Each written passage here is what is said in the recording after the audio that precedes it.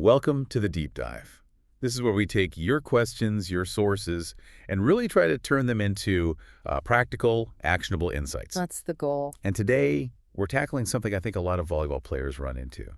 That feeling, like you're just a step slow to the block and maybe struggling to figure out where that ball's actually going. It's frustrating. Oh, absolutely. It's a really common sticking point, but definitely one we can work through. Don Shondell, a volleyball legend, he called blocking the keystone of a successful defense. The keystone, I like that. Yeah, it really is. It can completely change a game. So our mission today is pretty clear. Give you some specific steps, things you can actually do to improve your blocking form, get faster, and crucially, get better at reading the play. Anticipating. Okay, let's dive in. Getting to the ball faster. That seems like the first hurdle for someone feeling slow. Where do we start with that? Is it just about running faster? Well, it's less about raw speed, surprisingly. It's more about efficiency of movement and anticipation. Doug Beal, another great mind in the sport, he pointed out that the best players, they rarely look rushed. Huh. Why is that? Because they're constantly making tiny adjustments. They're reading the situation before it fully unfolds, always shifting, always ready.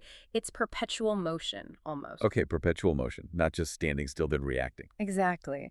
And think about someone like Kurt Curley. He talked about how beach volleyball, covering all that sand with just two players, it forced him to anticipate better. Right, you have to read it on the beach. You have to. It made him a way better all-around player, sharpening that ability to expect where the ball's going, not just react after it's already set. So it's anticipation baked into movement.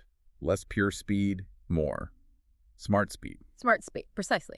And efficiency. So for you, if you're feeling slow, it starts with building those fundamental movement skills. We're talking agility, coordination. That's what lets you move quickly, change direction on a dime, and stay balanced. Okay, actionable steps then. What drills or practices help build that smart speed? Right. First, focus on specific footwork and agility drills, not just running laps. Think the quick feet drill. You set up cones, maybe 5-10 feet apart, and just rapidly move your feet, touching each marker. Okay, quick taps. Yeah, tiny, rapid steps. It trains that constant adjustment. Or the zigzag drill, weaving through cones side to side. That really hones your agility, your balance, those quick cuts you need to get in front of the hitter. It directly improves court mobility for blocking. Makes sense. What else? Shadow practice. This one's huge and maybe a bit underrated. The blocking without a ball. Exactly. Visualize game situations, the set, the hitter's approach, and then you perform your footwork, your jump, your arm action. Really focus on the technique, the body position. Muscle memory. Pure muscle memory. It builds those neural pathways, so when the real play happens, your body just knows what to do. It frees up your brain to focus on the reading part. I like that, freeing up brain space. And the third piece, maybe the toughest, consistent reps. You hear this from everyone at the top. Improvement isn't magic. It comes from dedicated, consistent practice. Often, practice you do on your own. The grind. Embracing the grind, yeah. Like, maybe you aim for 150 wall sets a night if you're a setter. Well, you can adapt that idea for blocking footwork. Commit to those solo drills regularly. Have your own ball, find a wall. You just can't reach an elite level touching the ball only at team practice. That consistent solo work builds that instinctive quickness. That really drives home the commitment needed. Oh. Okay, so you're working on getting there faster, smarter. Now, the form. How do we make sure that quick arrival actually leads to a solid block? Right, because getting there is just step one. Making it count is step two, and that's all about precise technique. Body position, hands, eyes. Break that down for us. Body positioning first. Okay, so you want to be square to the net. Hips and shoulders facing forward. This isn't just about lining up. It gives you maximum reach and balance. You go straight up and slightly forward. Not twisting or leaning. Exactly. Keep that upright posture. Avoid leaning way over the net before you jump. That just kills your vertical and often leads to a net foul anyway. It weakens the block. Okay, square, upright, then hands. Hands wide, obviously. But the key insight, the thing that makes a real difference, is penetration. You're not just putting your hands up. You're actively, aggressively driving your hands and forearms over the net into their space. Taking away space. Taking away space, taking away angles. That's the roof people talk about. It maximizes your chance of blocking straight down or controlling the deflection for your defense. You shrink their hitting window. Aggressive hands. Got it. And eyes. Where should the focus be? Eyes are critical. Your primary focus has to be on the ball and the attacker's hitting motion. Track it.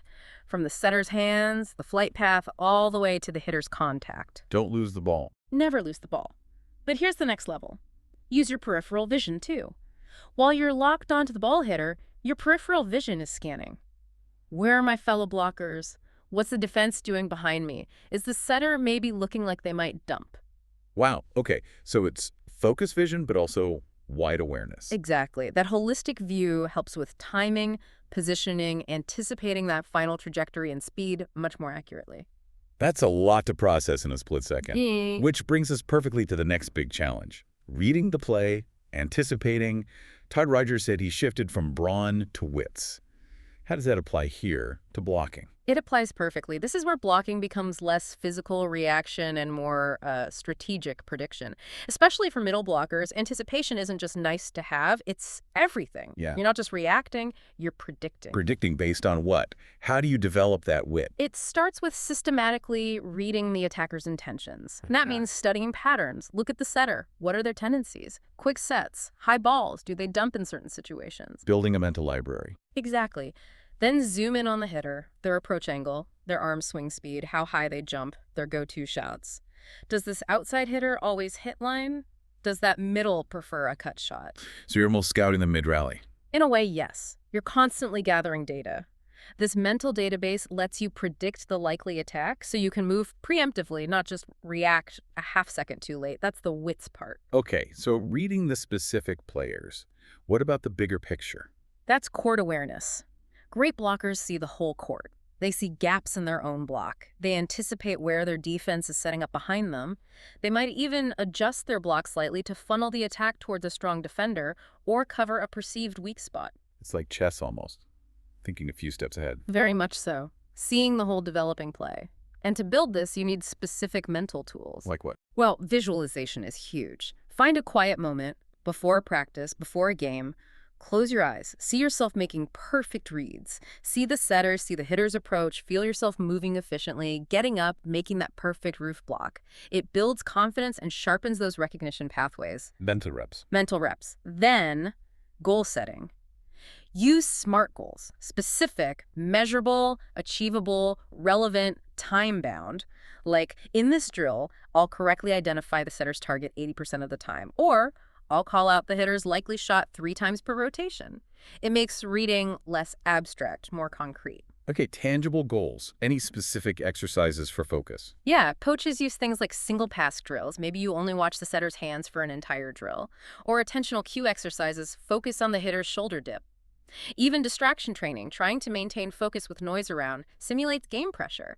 And don't underestimate simple mindfulness breaks to reset if you feel overwhelmed. Training the brain as much as the body. Okay, this is fascinating. How important is practicing this reading skill in actual game-like situations versus just drills? Can drills sometimes mess you up? Oh, game-like practice is absolutely crucial.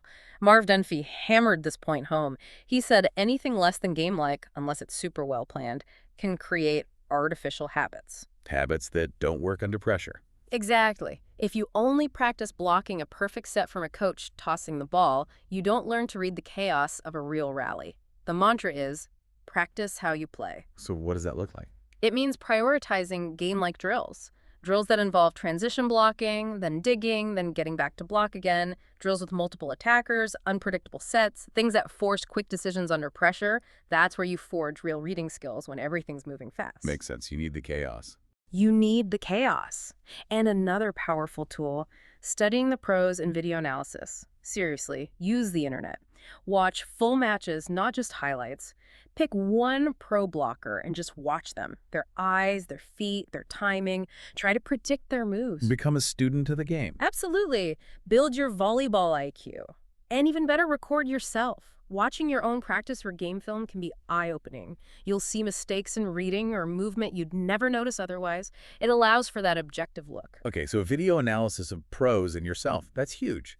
So bringing this all together, for someone really wanting to level up their blocking, especially the reading part, it sounds like a long game, right? No quick fixes. It really is a journey. There's no end point. Russ Rose said it best. Oh. You're either getting better or getting worse. I don't think you stay the same in sports. Always moving. Always moving. And Bobby Knight's point about preparation, the key is not the will to win. It is the will to prepare to win. That hits blocking right on the head. It's about the daily preparation. So how do you sustain that preparation? Back to those SMART goals. Set goals you control. I'll do my footwork drills 5 times this week. I'll watch 15 minutes of blocking film analyzing setters each day. These give you wins every day, builds momentum regardless of match outcomes. Focus on the process. Exactly. And embrace the grind. Improvement, especially in something as complex as reading plays, takes time and effort. You will make mistakes. Al Skate said, you have to be willing to fail to improve. Learn from the mistakes. You learn way more from failure, honestly. Analyze why you misread it. That's where the growth happens. And finally, understand the power of practice. That's where the real gains are made. Any examples of that? Yeah, there's a great story in the sources about a player, 4 years, barely played in big games, but she worked relentlessly on her block and her serve, just hammered those skills. And when games got tight, coach puts her in, she comes in cold, gets a huge block, maybe an ace serve, changes the whole energy. She became this incredible tool because she mastered those specific things through sheer dedication. She earned her impact. Wow. That shows focused work pays off, even if you're not the star. Totally. It proves value comes from earning it. And it reminds us there's no level where you just stop. You can always get better. Strive to be your best, then strive to be better than that. Trial and error, reflection, consistent effort. That's the path. That is a powerful way to think about it. Wow, okay, what a deep dive. We've gone from feeling slow and lost at the net to really breaking down anticipatory movement, precise form, the mental game of reading, and the mindset needed for it all. Yeah, the big takeaway is that feeling slow or struggling to read, it's solvable. It takes work, yes. But combining that focused technique work, the mental training, and just a real commitment to getting better every day, you absolutely can transform your blocking. It's about those small, earned steps. So as we wrap up, the question for you listening is, thinking about everything we talked about, the footwork, the visualization, the film study, the grind, what's one specific actionable step you'll commit to this week? Something small, maybe, but consistent. Something you can start earning right now to become that blocker you want to be. Definitely something to think about.